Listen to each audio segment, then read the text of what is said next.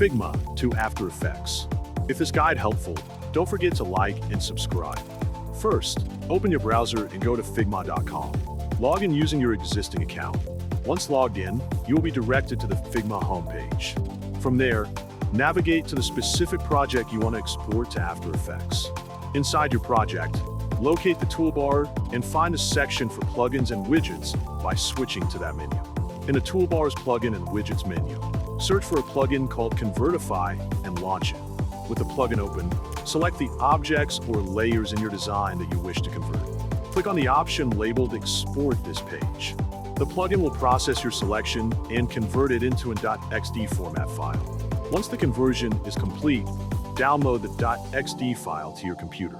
Next, open the downloaded .xd file using Adobe XD.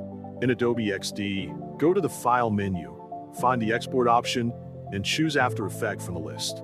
Adobe XD will automatically launch After Effects and import your design, creating a new composition that matches the exact specifications of your original Figma project.